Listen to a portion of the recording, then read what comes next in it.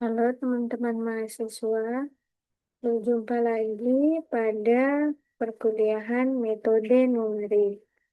Nah, untuk di pertemuan awal kita akan membahas mengenai kontrak perkuliahan. Jadi ini saya tunjukkan kontrak perkuliahan kita. Di sini mata kuliah metode numerik, dia memiliki mata kuliah prasyarat, yaitu kalkulus 1 dan kalkulus 2. Nah, manfaat mengikuti mata kuliah ini nantinya diharapkan teman-teman akan mampu untuk menerapkan proses dan metode perhitungan numerik keteknikan dalam dunia komputasi secara real berbasis komputer dan parameter yang mempengaruhi kecepatan dan keakuratan hasil perhitungan. Jadi nanti di metode numerik ini kita akan banyak belajar menggunakan komputer karena dia membahas tentang numerik. Nanti kita akan pelajari metode numerik itu apa sih sebenarnya. Nah, di sini ada materi yang akan kita pelajari selama 1 semester. Di sini diantaranya kita akan belajar mengenai teori dasar metode numerik. Nanti kita akan belajar persamaan nonlinier dalam metode numeriknya. Ini ada beberapa metode.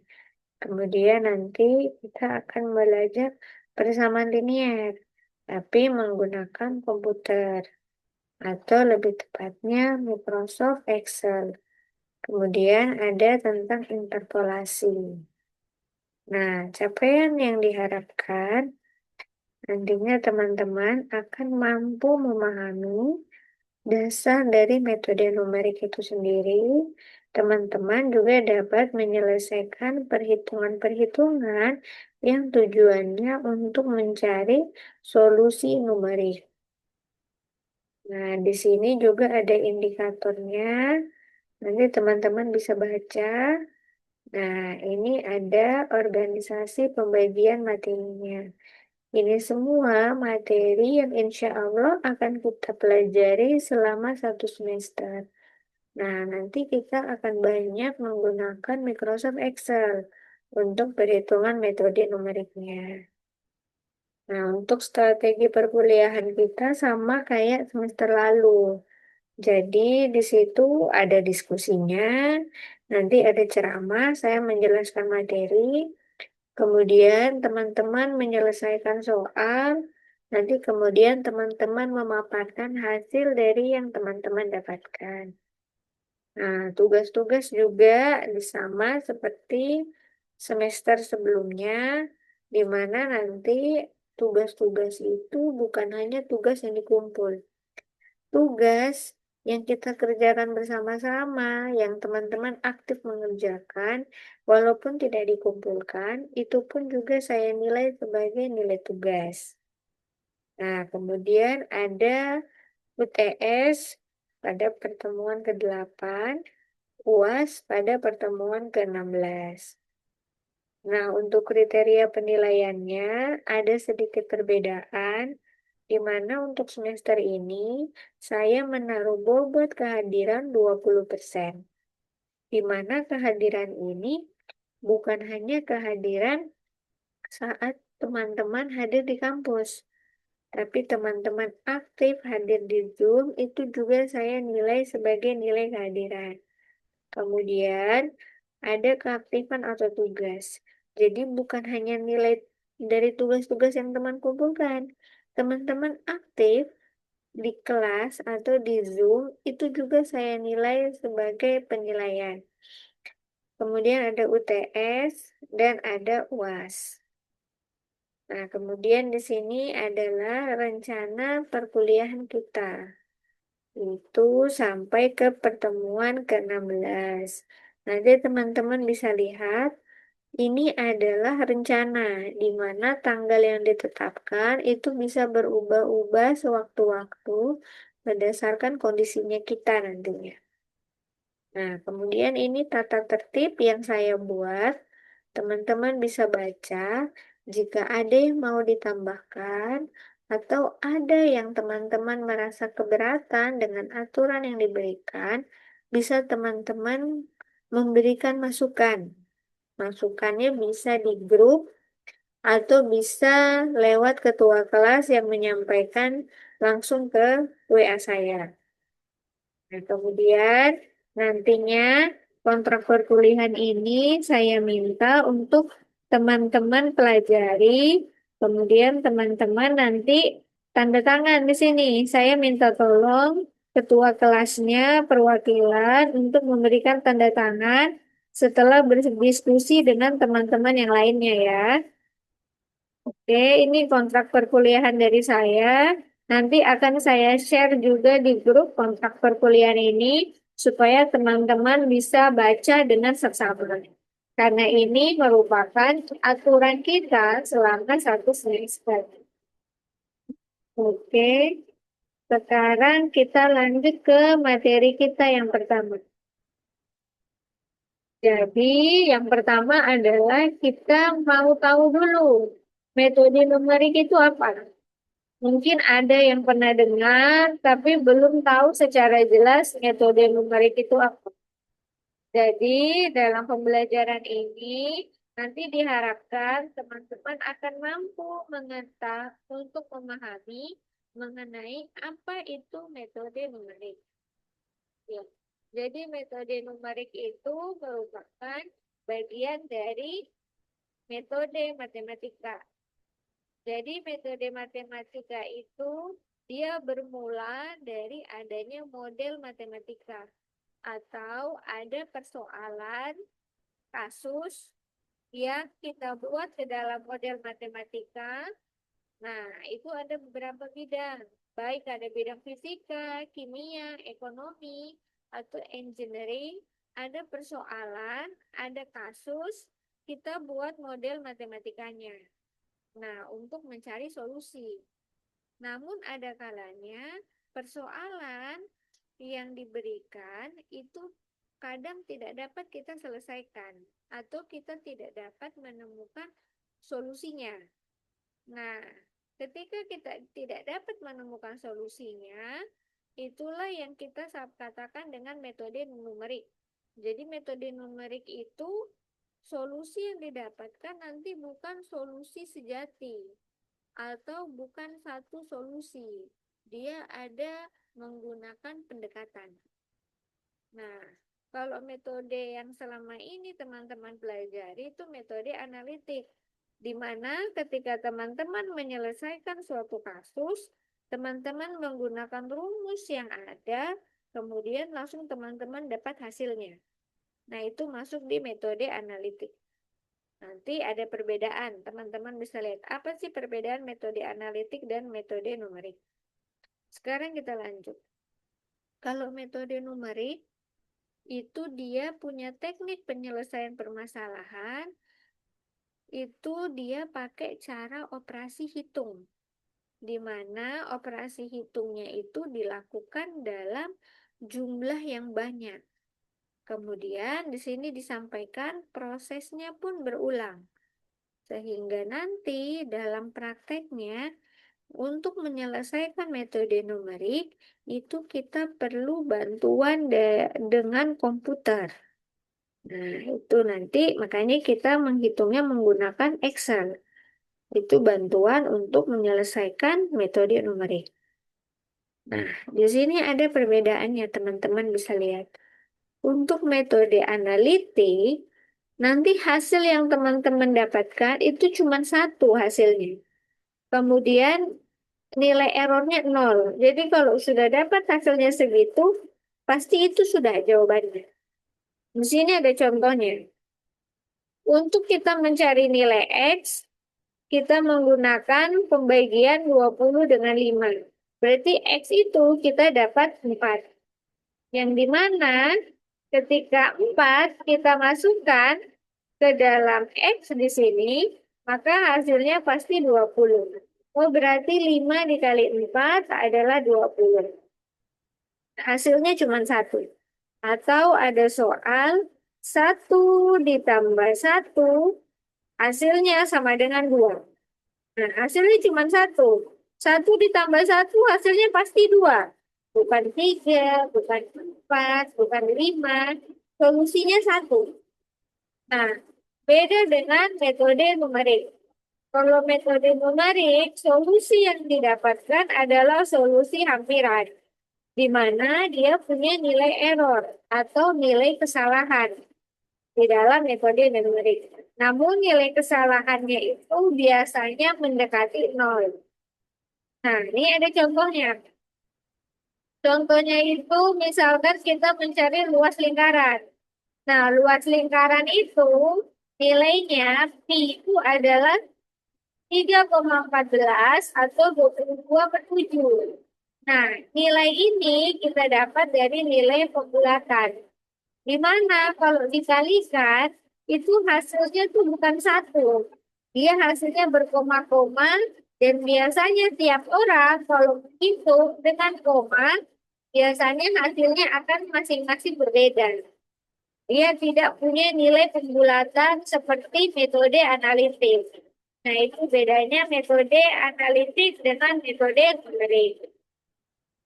Nah, tadi di metode numerik kita bicara tentang nilai error atau galat.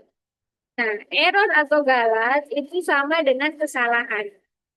Jadi dalam penyelesaian numerik pasti terdapat kesalahan terhadap nilai yang sebenarnya. Nah, di dalam error atau galat ini ada 3 jenis kesalahan.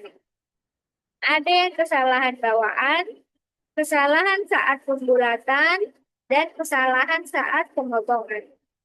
Nah, di sini ada aturannya. Untuk kesalahan bawaan, biasanya tuh kesalahan dari nilai datanya. Atau mungkin teman-teman waktu mencatat soal, itu ada keliru dalam menyalin data, atau membaca skala, atau kurangnya pengertian mengenai hukum-hukum dari data yang diukur. Jadi mungkin teman-teman itu tulisannya 35, tapi teman-teman lihatnya 36. Nah, itu kesalahan nilai data. Kemudian ada juga namanya kesalahan pembulatan. Kesalahan pembulatan itu misalkan kalau dia koma. Hasilnya itu koma, terus teman-teman bulatkan. Nah, pembulatan itu sebenarnya ada aturannya. Di mana kalau suatu bilangan dibulatkan pada posisi KN dengan membuat semua angka di sebelah kanan dari posisi tersebut sama dengan 0. Sedangkan angka pada posisi KN tersebut tidak berubah atau tidak dinaikkan 1 digit. Itu kesalahan pembulatan.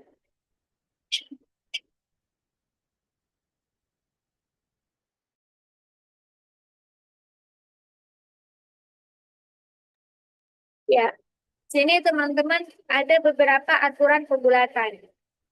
Jadi, kalau misalkan kita mau bulatkan 2 angka di belakang koma. Nah, kemudian angka ketiga, kalau angka ketiganya ini genap, maka aturannya adalah pembulatannya dibulatkan ke bawah. Dibulatkan ke bawah sehingga hasilnya adalah 29,63. Itu aturannya. Kemudian ketika teman-teman ingin membulatkan 2 angka di belakang koma, dengan angka ketiganya itu adalah bilangan ganjil, maka menurut aturan pembulatan, dia akan dibulatkan ke atas. Sehingga yang tadinya 81,97, dia akan menjadi 81,98. Nah, kemudian di sini jika ingin membulatkan 2 angka di belakang koma, oh ini ketika ingin membulatkan 1 angka saja di belakang koma. Dengan angka keduanya ini adalah angka 5. Jadi bukan bilang ganjil atau genap lagi. Dia angka 5. Nah, kalau dia angka 5, teman-teman lihat di depan angka 5 ini berapa? Kalau di depan angka 5 ini angka ganjil, maka dibulatkannya ke atas. Jadi 46,4. Tapi ketika mau membulatkan, tapi di depannya angka 5 ini adalah angka genap, yaitu 4. Maka dibulatkannya adalah ke bawah, atau tetap menjadi 48,4. Nah, ini aturan pembulatan. Nah, aturan ini ketika tidak kita ikuti dengan benar, itu yang membuat adanya kesalahan dalam pembulatan. Kemudian ada kesalahan pemotongan. Itu terjadi jika misalkan ada suatu rumus yang seharusnya rumus itu tidak boleh dipotong, tapi teman-teman potong karena merasa terlalu panjang. Akhirnya rumus yang harusnya digunakan memiliki pengertian yang berbeda. Itu yang membuat kesalahan pemotongan. Nah, kemudian ada juga namanya kesalahan absolut dan relatif. Nah, itu adalah hubungan antara nilai eksak, nilai perkiraan, dan kesalahan. Nah, itu dapat dibuat dalam rumus seperti ini. Nah, kesalahan absolut itu tidak menunjukkan besarnya tingkat kesalahan. Sebagai contoh, di sini ada kesalahan 1 cm pada pengukuran pensil. Akan sangat terlihat jika dibanding dengan kesalahan yang terjadi pada pengukuran panjang jembatan. Nah, seperti apa ini nanti ada di contoh soal di bawah. Nanti teman-teman bisa lihat. Nah, kalau besar tingkat kesalahan dapat dinyatakan dalam bentuk kesalahan relatif, yaitu dengan membandingkan kesalahan yang terjadi dengan nilai eksak. Nah, nanti teman-teman bisa baca mengenai kesalahan absolut dan relatif. Untuk lebih jelasnya, kita bisa langsung ke contoh soal. Contoh soalnya seperti yang tadi. Misalkan ada pengukuran panjang jembatan dan pengukuran pensil. Jadi ada dua pengukuran. Ada pengukuran jembatan sama pengukuran pensil. Nah, menghasilkan perhitungan pengukuran jembatannya adalah 9.999 cm. Sedangkan pengukuran pensil adalah 9 cm. Nah, tapi panjang yang benar atau eksak, panjang yang sebenarnya, seharusnya jembatan itu panjangnya 10 cm. Dan pensil seharusnya panjangnya 10 cm. Jembatan 10.000 cm, pensil harusnya panjangnya 10 cm. Berarti ada kesalahan pengukuran sebesar 1 cm, baik pada jembatan maupun pada pensil. Yang ditanyakan adalah kesalahan absolut dan relatif.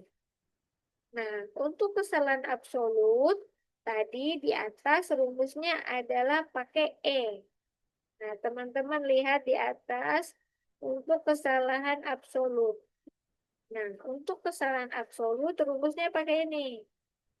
Ini adalah rumus kesalahan absolut, di mana P-nya adalah nilai eksak atau nilai sebenarnya, P star atau P bintang, nilai perkiraan, dan E-nya adalah kesalahan pengukuran terhadap nilai eksak atau nilai sebenar. Nah, itu hasilnya adalah P nilai eksak, nilai sebenarnya. Untuk jembatan nilai sebenarnya 10.000 dikurangi tadi pengukuran kita. Berarti jembatan kesalahan absolutnya sebesar 1 cm. Dan pensil juga begitu, kesalahan absolutnya 1 cm. Nah, untuk kesalahan relatifnya atau persentasenya berapa? Nah, ini rumus persentasenya. Di mana E ini adalah kita peroleh dari atas ini. Untuk jembatan. Berarti 1 dibagi P nilai eksaknya sebenarnya, yaitu 10.000 dikali 100%. Berarti dari kesalahan 1 cm tersebut, menurut kesalahan relatif, dia memiliki kesalahan sebesar 0,01%. Nah, gimana untuk pensil?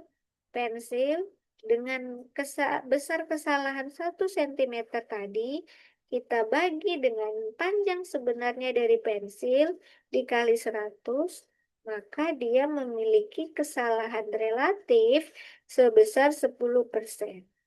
Padahal besar kesalahannya sama, tapi persentasenya berbeda.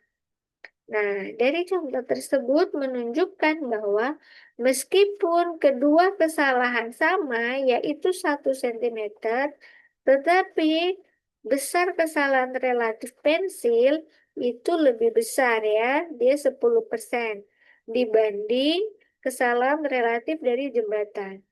Nah, dari kesimpulan yang dapat diambil bahwa pengukuran jembatan memberikan hasil yang baik.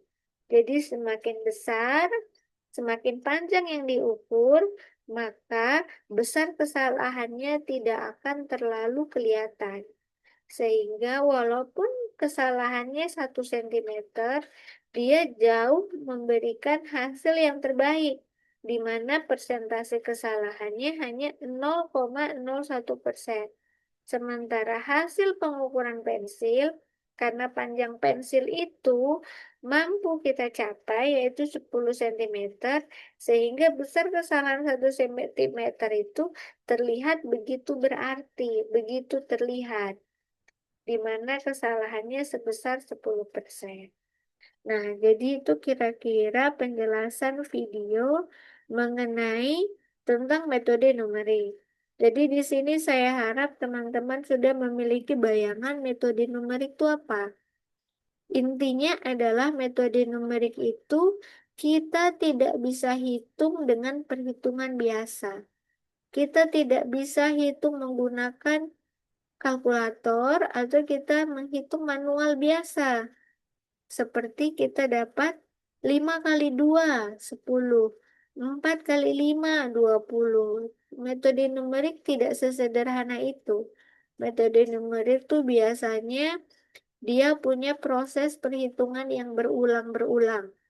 Nah, itu nanti akan kita bahas pada sekitar pertemuan berikutnya, mungkin pertemuan kelima atau ke iya, sekitar pertemuan kelima itu kita mulai ada perhitungan menggunakan komputer. Jadi nanti di saat kita sudah mulai perhitungan tersebut, saya harap teman-teman bisa menggunakan laptop. Nanti kita coba belajar menggunakan media yang sederhana saja, yaitu menggunakan Microsoft Excel. Nanti kita belajar mengenal perhitungan menggunakan metode numerik. Nah, jadi saya harap teman-teman bisa menyiapkannya itu dari sekarang. Jadi kalau ada yang belum punya laptop, mungkin dari sekarang sudah bisa mencari. Namun nanti jika memang tidak ada teman-teman yang punya waktu luang ke kampus, nanti kita buat pertemuan, kita luangkan supaya kita bisa belajar bersama-sama di lab komputer. Jadi kampus punya lab komputer, lebih tepatnya punyanya yayasan yang memang digunakan bersama. Jadi ITB KPP juga bisa menggunakannya bersama-sama. Itu digunakan untuk membantu para mahasiswa untuk berkuliah yang membutuhkan perkuliahan menggunakan komputer namun terkendala karena tidak mempunyai laptop. Itu nanti bisa kita gunakan. Nanti kita kondisikan dengan teman-teman. Kalau banyak yang punya laptop, kita pakai laptop.